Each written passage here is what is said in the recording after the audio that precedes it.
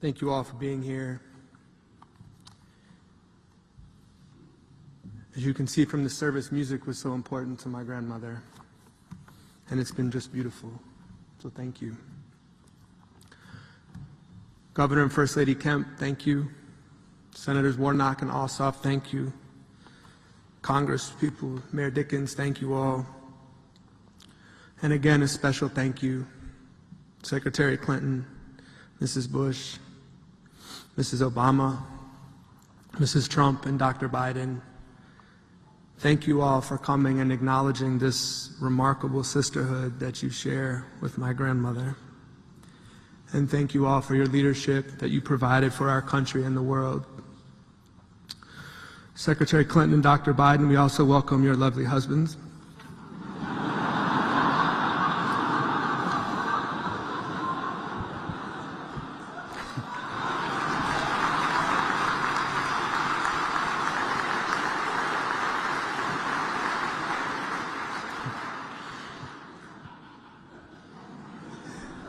I mean, this is a difficult day for my family, but we have been so enormously gratified by the love and support that we have felt from across the world. So thank you so much. And as Reverend Warnock told me, my grandmother doesn't need a eulogy. Her life was a sermon. And it was a mighty testament to the power of faith and to the power of a deep and determined love. And she lived this public love story that we all know of, that has inspired the world, including in these last days. And I think of all the things she accomplished, her most viral moment was when they were at a baseball game and the Braves put them on the kiss cam. And just like today, I mean, people were crying at the Braves game, you know.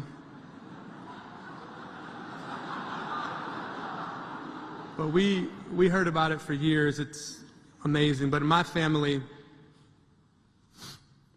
we all experienced those more private love stories. And she was my grandmother first. And she was like everyone else's grandmother in a lot of ways. Almost all of her recipes call for mayonnaise, for example. We all got cards from her on our birthdays, $20 bill in it. When I was 45, $20 bill. It's like, and she was so down to earth, y'all. It was amazing. And one of the stories we've been talking about in my family these last few days is we were on a family trip and we were on a flight on Delta from here to somewhere, and we were all sitting in the back of the airplane together, and it took off, and we looked over, my grandmother took out this Tupperware of pimento cheese and this loaf of bread, and she just started making sandwiches. And she gave it to all of us grandkids and everyone else, and then she just started giving them to other people on the plane. And people were sitting there like, Rosalynn Carter just made me this sandwich, you know? And they couldn't believe it, but she loved people. And she was a cool grandma. She was cool, like, she did Tai Chi with this sword. And if you want to see a 5-year-old boy be excited, they would come back, Dad, you know Mom Carter has a sword, you know? She once told me about this trip, Papa, that y'all took to Havana in the 50s. She said y'all went down there for the night and you didn't get a hotel room. And I said, what'd you do? She looked at me like, we danced. We slept on the plane.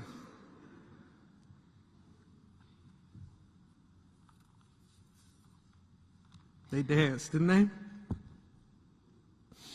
She was a rock for our family, and that's true, but in many ways she was more, as Chip said, an adventurer, a voyager, a mountain climber. She learned to ski in her 60s and then skied for 25 more years. As Chip said, she fished trout streams from Georgia to Wyoming and from Venezuela to Siberia, visited 120 countries, climbed Mount Kilimanjaro and Mount Fuji and summited peaks in Bolivia and other places. And I know that she went to the Everest base camp in Nepal. And I can guarantee you that she was looking up at that thing and thinking, if they would just let me. And based on what she did, I think she could have done it.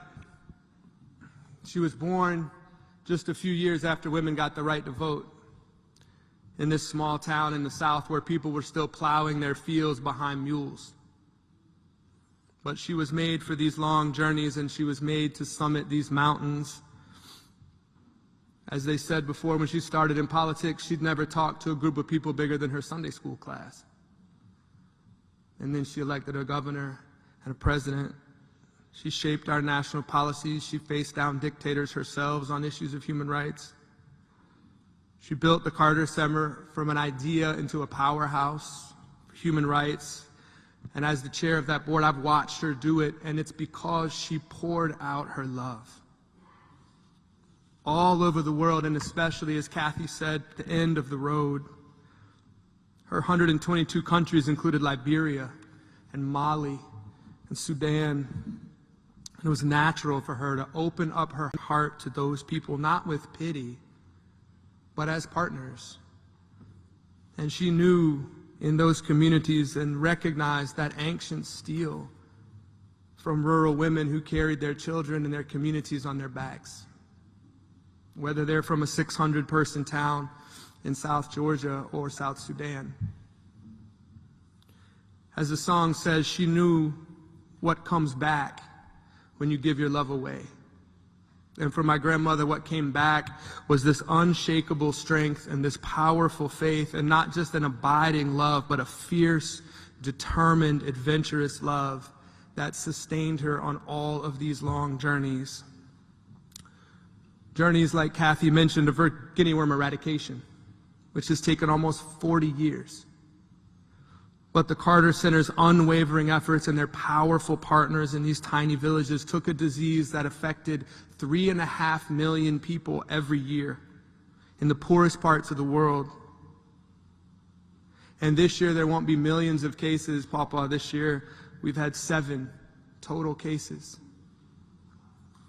And we're in the last mile because she could see far, and she kept going, was not afraid of these long journeys. Her advocacy for mental health was a 50-year climb that is as remarkable as any other, and has been mentioned already. But if you imagine just how far our society has come in the last 5 years on issues of mental health, and you think that she decided in 1970 to tackle the ancient stigma associated with mental illness, it is remarkable how far she could see and how far she was willing to walk.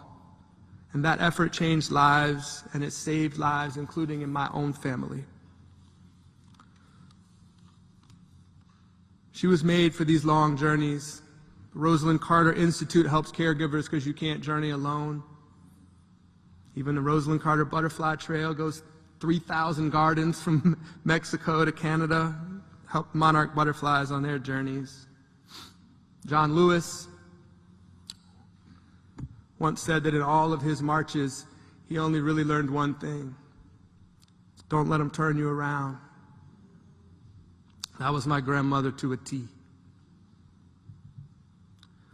One of my last memories of her was in a hospital. We were there for my grandfather, but she had her own physical limitations that made it hard for her to walk. She had to practice.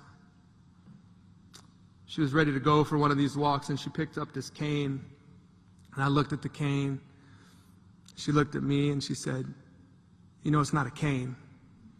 And I said, she said, "It's a trekking pole." She said, "It's the exact same kind that those women use when they go to the South Pole."